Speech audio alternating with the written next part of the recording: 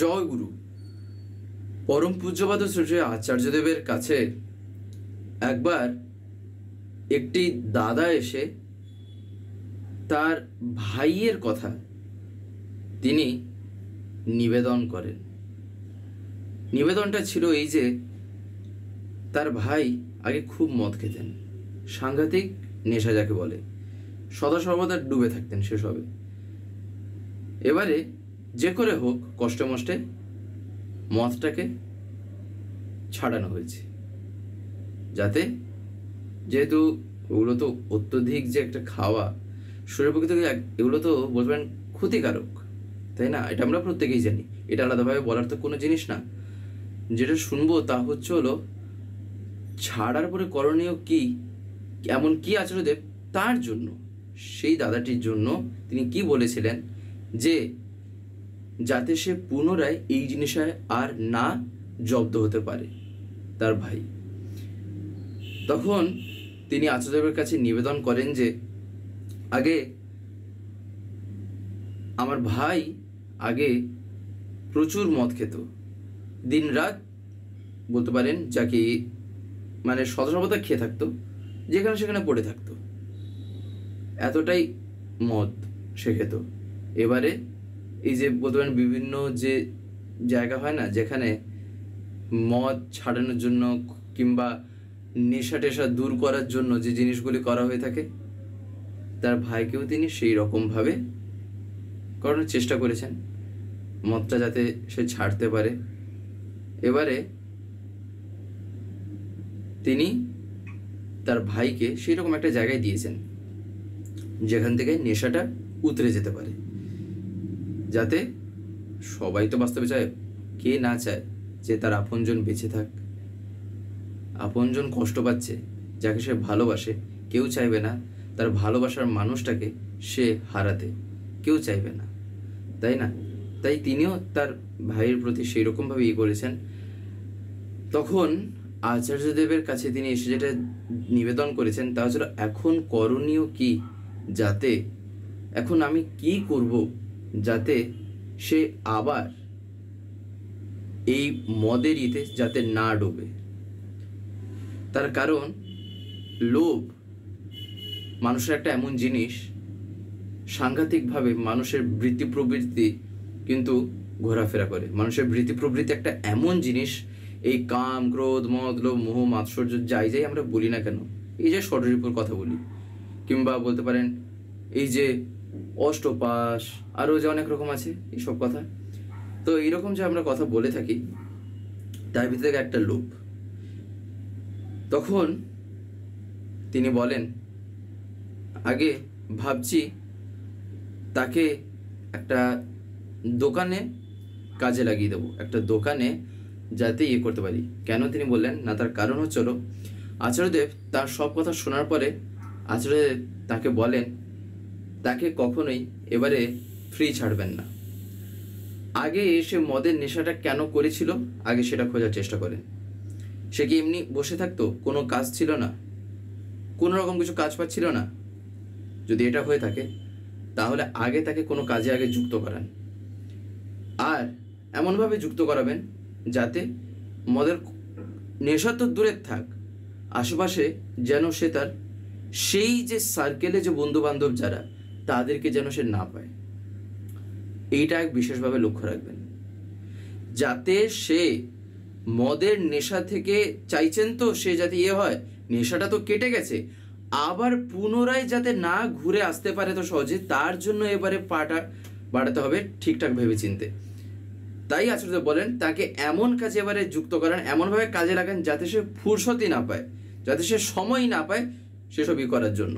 এমনভাবে কাজে লাগান মানে ঘন্টার পর ঘন্টা যেন সে কাজে লেগে থাকে, আর সারাক্ষণ যেন তার মাথায় হয় এই কাজের চক্করে দিলে আর ওইসব কথা যেন তার মাথাতেই না আসে।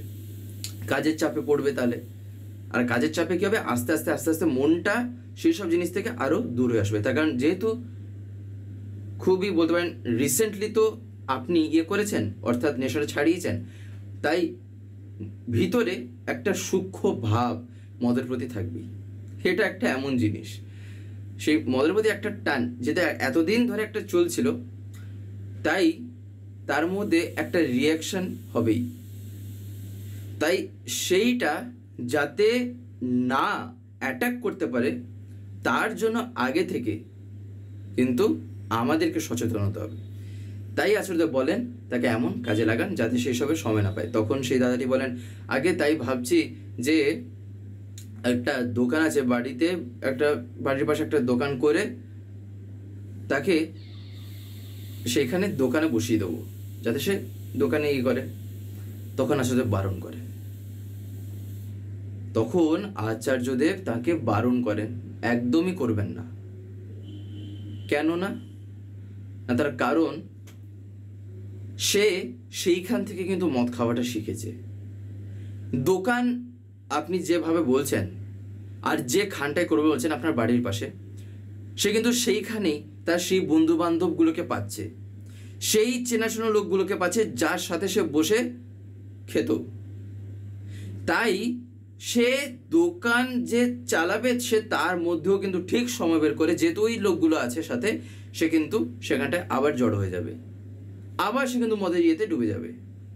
তাই ভুলেও দোকানে সেরকমভাবে বসাবেন না, অর্থাৎ ওই বাড়ির কাছে দোকান করে। তখন তিনি জিজ্ঞাসা করেন, আগে তাহলে এখন কি করব? আমি তো ভেবেছিলাম ওই কাজে লাগিয়ে দেবো, একটা দোকান টোকান করে একটা বসিয়ে দেবো। তখন আচার্যদেব বলেন, জিজ্ঞাসা করেন যে আপনাদের বাড়ি কোথায়? তখন তিনি বলেন, তখন আচার্যদেব বলেন, আপনার বাড়ি এইখানে তো? একদম এর বিপরীত দিকে, একদম দূরে পাঠিয়ে দেন, একদম সে দরকার বলে ভারতের একেবারে যদি দক্ষিণেও যদি পাঠাতে হয় পাঠিয়ে দেন,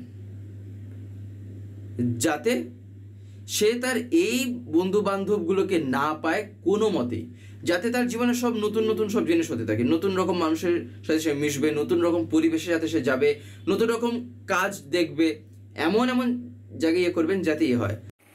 আমরা এই যে আলোচনাগুলো শুনছি বা দেখছি, একটা জিনিস লক্ষ্য রাখা দরকার, আমরা কি প্রত্যেক দিন এই ভিডিওগুলো পাই এই স্বস্তিতীর্থ থেকে বা চ্যানেল থেকে? দেখবেন আপনারা হয়তো অনেকে এমন আছেন যারা ইউটিউব খোলার পরে এরকম স্ক্রল করেন, দিলে আপনারা দেখতে পান। কিন্তু আপনাদের যদি ডেলি তার কথা শুনতে হয়, প্রত্যেক দিন যদি শুনতে হয় পরমপিতার কথা বা বিভিন্ন ঘটনা বা দর্শনের উপর আলোচনা, তাহলে আপনাকে তো চ্যানেলটাকে সাবস্ক্রাইব করে রাখতে হবে, যেটা অনেকে আমি দেখতে পাই হয়তো করতে জানেন না। বিশেষ করে যারা একটু বয়স্ক আছেন বা যারা মানে এতটা এক্সপার্ট নন মোবাইলের ক্ষেত্রে, তাদের কাছে আমি বলছি, আপনারা যদি না পারেন তাহলে বাড়িতে যারা ছোটরা আছে তারা এইসবে একদম পুরো মাহির, এক্সপার্ট, হাতের খেলা তাদের কাছে, তাদেরকে বলবেন, তারা করে দেবে। বলবেন সাবস্ক্রাইব করে পাশের যে একটা বেল আইকন আসবে ওটা প্রেস করে অল করে রাখতে। দিলে কি হবে, আমি যে ভিডিওগুলো আপলোড করব, আপলোড করা মাত্রই আপনাদের মোবাইলে নোটিফিকেশন চলে যাবে। নেট যদি অন থাকে তাহলে নোটিফিকেশন চলে যাবে যে ভিডিও আপলোড হয়ে গেছে। তখন আপনারা সেখানেই ডাইরেক্ট প্রেস করে ইউটিউবে ঢুকে দেখতে পারবেন। তখন আপনাদের ইউটিউব খুলে আর খুঁজতে হবে না, তাই না? তাই আপনারা যাতে প্রতিদিন শুনতে পান, তাই আপনারা এটা অতি অবশ্যই করে রাখবেন। আর একটা যেটা কথা, তা হচ্ছিল আচার্য তখন তাকে বলেন, সেই দাদাটিকে যিনি এসেছিলেন আর কি নিবেদন করছিলেন, তখন বলেন আরেকটা কথা যেটা মাথায় রাখবেন, তার যে কাজে বিরক্তি লাগে সেই কাজটা তাকে দেবেন। তখন তিনি ভাবেন যে কাজে বিরক্তি লাগে তাকে কিভাবে দেব? তখন আচার্যদেব তাকে সেটা বলেও দিচ্ছেন। তিনি তো এটা মনে মনে সেরকম কথা স্বাভাবিকভাবে চিন্তা করছেন, তার মুখ চোখ দেখেই ওইসব বলতে পারেন মানুষের যে চিন্তা ভাবনা সেই মুহূর্তে কেমন চলছে সেগুলো কিছুটা আভাস কিন্তু পাওয়া যায়, যদি সেই রকম বলতে পারেন সাধন ভজন এখানে সাংঘাতিকভাবে ডিপেন্ড করছে, সাধন ভজনের উপর বেস করে এসব হয়ে থাকে। তো যাই হোক, এবারে তখন আচার্যদেব বলেন, এই কারণে কথাটা বললাম, বিরক্তি যেখানে তার লাগবে সেখানে তার মন চাইবে না সে ইয়ে করুক, কিন্তু বিরক্তির সাথে সাথে যখন তার পরিবেশটা পাল্টে যাবে, যখন সে তার না পাবে বাড়ির লোককে, না পাবে সেই বন্ধু বান্ধবকে, না পাবে এমন কিছু যেখানে সে ডুবে মদ খাবে, সেক্ষেত্রে কি হবে, সে বাধ্যবাধকতায় পড়ে সে সেখানে কাজ করবে। আর এতেই আস্তে আস্তে তার মদের নেশাটা ঠিক কেটে যাবে, একেবারে তখন কেটে যাবে। আর সে নিজেও পরবর্তীকালে রিয়েলাইজ করবে যে এটা যদি না হতো আমার জীবনটা একেবারে যে ছিন্ন বিচ্ছিন্ন হয়ে যেত, জীবনটাই যে একেবারে বরবাদ হয়ে যেত। কিন্তু এই মুহূর্তে এটার প্রয়োজন, তাই আচার্যদেব তাকে সেই কথাটি তখন বলেন। আর তিনি বুঝতেও পারেন আচার্যদেব বলছেন মানে যদি তার কথা যদি কেউ পালন করেছে কাঁটায় কাঁটায়, সে তার ফল পাবেই, সে তার ফল পাবে। তার কারণ কি? তার কারণ হচ্ছে হলো তিনি কিন্তু এমনি এমনি কোনো কথা বলেন না। আর এটা আমরা প্রত্যেকেই জানি যে আচার্যদের মধ্যে বাস্তব যে কার লীলা চলছে। আচার্য পরম্পরা এমনি এমনিতে ঠাকুর রাখেননি। যেমন একবার শিশু বরদা একবার একটি কথা বলেছিলেন, তা হচ্ছিল বরদাকে একজন জিজ্ঞাসা করেন যে আগে আপনি এই যে কথাগুলি বলেন, এই কথাগুলি কিভাবে বলেন? আপনি যে এত সমস্যার যে সমাধান, এত কিছু যে বলে থাকেন, আপনি দেন কিভাবে, তাই না? তখন পূজ্যপাদ বলতে পারেন বরদা, পরম পূজ্যপাদ শিশু বরদা তখন প্রথমে কিন্তু কিছু বলেনি।